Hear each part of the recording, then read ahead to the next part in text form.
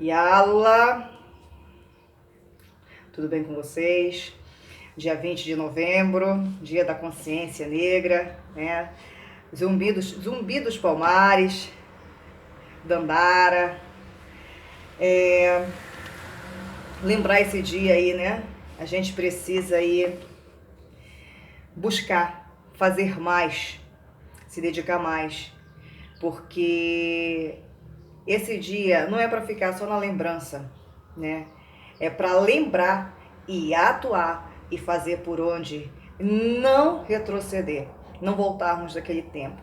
Eu estava colocando agora aqui questões do racismo,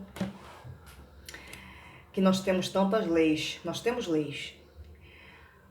O problema é que a lei é branda. A pessoa às vezes chega lá, ou sendo por injúria racial, ou até mesmo por racismo, a pessoa vai para a prisão, tendo um dinheiro, paga lá um valor irrisório, e aí é liberada na mesma hora, ou dentro de 3, 4, 5 horas depois, ou no dia seguinte, ou quando não tem dinheiro, no dia seguinte é liberada, e isso dá margem para que as pessoas continuem suas práticas criminosas, covardes, cruéis, desumanas, né? Com o seu racismo, com a sua ignorância incutida. E isso não pode proceder, isso não pode avançar. Isso precisa ser combatido diariamente. E da mesma forma que o racismo precisa ser combatido, a violência da violação de privacidade, a injustiça que eu venho passando, né?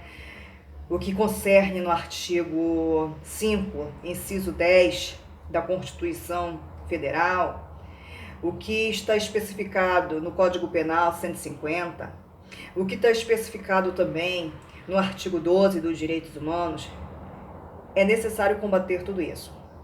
Aí vocês estão olhando para mim, você está me visualizando e você está se perguntando, Isa, o que se passa? Bom, se passa o seguinte, vocês têm percebido, todo mundo tem percebido, aqueles que têm aquele sentimento de revolta, de indignação, que não aceita, que acha horrendo, animalesca a situação a qual eu vivencio, fica estarrecida com as crueldades que eu vivencio entre quatro paredes. Ou seja, dentro da minha casa, dentro do meu lar, e não só aqui dentro, mas fora também, né? Vocês têm percebido que dentro da minha casa se colocam na direção da minha janela, porque sabem onde eu estou, porque eles estão vendo através do aparelho celular, me chamam de cachorra, me chamam de vaca. Ontem eu fiz um pedido aqui do lado, bem dizer, o lado mesmo da minha casa, na mesma rua, de de 2 salgados, para serem entregues. E logo em seguida, a mulher ligou dizendo que não estava achando o endereço. Eu perdi a linha, não tem como você ficar calma diante de tamanha injustiça, de tamanha podridão que o ser humano é capaz de fazer. E se fosse ímpio, até você relevava. O problema é que bate no peito e se diz evangélico ou evangélica, né? Então aí que te dá um nó na garganta, você não consegue se segurar. E aí ontem, e já era para ter perdido a linha há muito tempo, né? Porque eu acho que você tem aguentado, quem aguentaria sorrindo o que eu aguento? Eu tenho certeza que você que está aí atrás, que tem observado as lutas, as afrontas, né, as injustiças diariamente que eu vivencio, não conseguiria passar gritando o que eu vivencio sorrindo, né? Então as pessoas aqui eu estou lendo e de repente para eles causarem gatilhos sobre mim, eles passam na minha janela, tá tudo calmo, e de repente eles dão um berro, um grito. Só que isso não me intimida, isso não me abala, apenas eu estou contando para vocês o que se passa. O intuito é de te prejudicar. Aí eles vêm com molho, né? Ou seja, com chaves, começam a balançar as suas chaves para ver se aquilo te provoca gatilho. Começa a pegar, bater porta de carro para ver se te provoca gatilho. E aí são essas situações horrorosas, né? Inimagináveis, que tu diz assim, nossa, será que o ser humano é capaz de tudo isso? Disso e muito mais. É daí para pior, né? E ontem eu falei com os meninos, eu pedi desculpas pela madrugada, porque eles não mereciam ter ouvido aquilo, mas eu também não tinha como ficar calada diante de tamanha agressão, de tamanha violência, de tamanha mentira. Então a pessoa hoje vai falar o que quer e vai escutar o que não quer. Né? Hoje, até mesmo na frente de uma televisão, se eu estou assistindo um programa ao vivo, as pessoas vêm covardemente e começam a te ofender. Né? Às vezes você está ali respeitando as pessoas, porque a minha mãe, ela me ensinou, me deu educação ímpar. Porém, eu não preciso nem posso tolerar tamanho crime. Ou seja, estou ali assistindo uma programação, tentando obter um aprendizado, e a pessoa, ao invés de se tocar, não, ela passa a querer te agredir e te ofender. Se possível, ela saía da televisão, passava pela tela e te agredia. Não com palavras, verbalmente, mas fisicamente. E assim o caos. Já não basta a violência psicológica, eles querem a violência física contra a minha vida. Já não bastasse a violência que acomete, né, 24 horas por dia, eles querem trazer perturbação, querem provocar gatilhos, eles querem que eu fique de toda e qualquer forma perturbada, louca e por aí vai. Gente, só que eu falo palavras de um são juízo e continuarei falando. Eu quero só deixar mais uma vez aqui as minhas desculpas para os meus meninos, que eles não mereciam ter ouvido e aquilo não foi para eles. Porém, a líder deles é ser humano também. Eu não ia aguentar, ó, a gente é de carne e osso. E eles estão visualizando a injustiça, né? A maldade que está sendo feita comigo.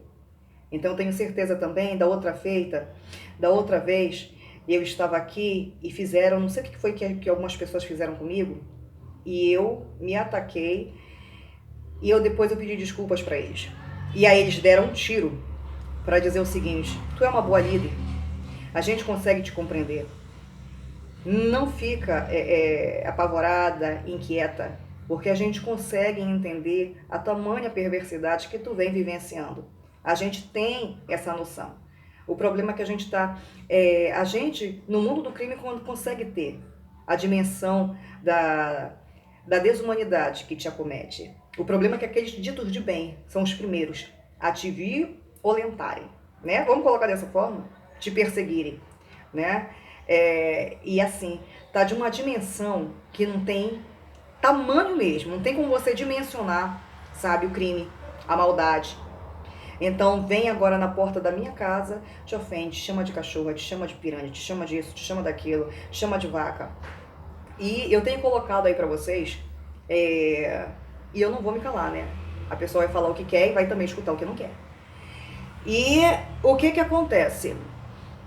Eu tenho colocado aí pra vocês os filmes, vários e vários filmes que têm sido feitos com a minha vida, né? Agora eles têm feito filmes com a minha vida, com Renato Bruno e com o deputado federal Paulo Pimenta. Isso tem se dado porque o deputado ele me ajudou na vez que ele confirmou, né, a respeito das leis lá na Defensoria Pública, tipo assim, vai cair no esquecimento? Caiu no esquecimento. Ou seja, um homem que foi extremamente solícito, um homem maravilhoso, um homem que me fez um bem, né? Então agora eles estão me juntando, estão fazendo namorar, noivar, casar e por aí vai. E são filmes e mais filmes. O que acontece? As pessoas, elas não têm medo de Deus. Noé recebeu uma missão do alto. Deus disse: Noé, faz uma arca aí, que eu vou mandar chuva. O fedor da corrupção da humanidade já chegou até as minhas narinas. Está insuportável, está insustentável. Faz uma arca. Vai entrar tua esposa, os teus filhos e a esposa dos teus filhos. E os animais que você parar para adentrar. Casal. Noé fez aquela arca. E passou um período de 100 anos, um pouquinho mais. E com certeza, as pessoas passavam por ali e perguntavam: Noé, que trambolho é esse que tu tá fazendo? Que troço é esse que tu tá fazendo? Que tanto tu te dedicas a esse negócio aí? E Noé com certeza dizia: vai chover. E as pessoas gargalhavam, tripudiavam, zombavam, perseguiam, debochavam, aconteciam com Noé. E não acreditavam.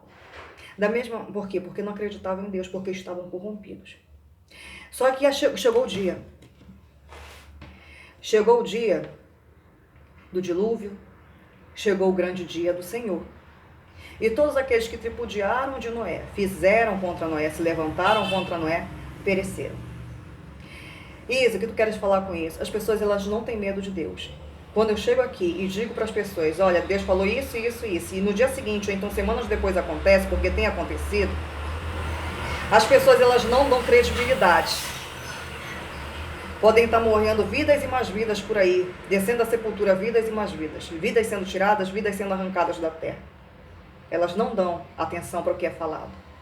Mas se eu falar assim, se a pessoa chegar aqui na porta da minha casa e eu disser assim para ela, olha só, coloca a tua vida em ordem, porque dentro de 3 dias tu vai morrer, tu vai descer a sepultura. Ela vai gargalhar, ela vai debochar. É só uma hipótese, gente, é um exemplo. Ela vai gargalhar, ela vai debochar, ela vai fazer acontecer na minha cara. Ela não vai ter temor nenhum de Deus, porque ela não é espiritual, ela é carne. Só que quando acontece, a família, ela vai se levantar toda contra quem? Contra a tua vida, contra a minha vida, dizendo que eu sou bruxa, eu que não presto. Não. Aquilo vem a justiça do Senhor. Quando você toca, quando você mexe naquela. A palavra de Deus diz, não toqueis nos meus ungidos, não maltrateis os meus profetas. As pessoas, elas não temem de forma alguma o nome do Senhor. Elas não temem. E isso serve tanto para evangélico como para ímpio. Porque quem está fazendo isso também comigo é evangélico. Então as pessoas não temem o nome do Senhor. Mas, se chega a justiça e diz assim, você vai ter que pagar, hein? Desembolsa aí, agora, 300 mil, 400 mil, pelo que você fez com a vida dela. As pessoas vão dizer assim, não tem como recorrer.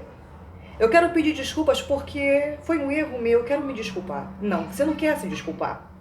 Apenas você foi descoberto, a ação da justiça adentrou e agora você não sabe o que fazer. Porque se a justiça do homem não tivesse adentrado, você continuaria me perseguindo, fazendo e acontecendo. É assim que é o ser humano. Eles não temem a Deus. Eles temem perda do dinheiro. Quando toca no seu bolso, aí sim.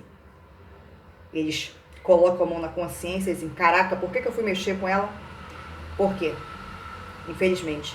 É isso que está acontecendo comigo. Quando eu falo de Deus, as pessoas não atentam. Me chamam disso, daquilo outro. Só que a gente não tem sangue de barata, não é verdade? Eu estou dentro da minha casa, privacidade. Asilo inviolável, nela não podendo penetrar sem o meu consentimento. E a maldade está tamanha. E como eu falei, a pessoa vai falar o que quer e vai escutar o que não quer.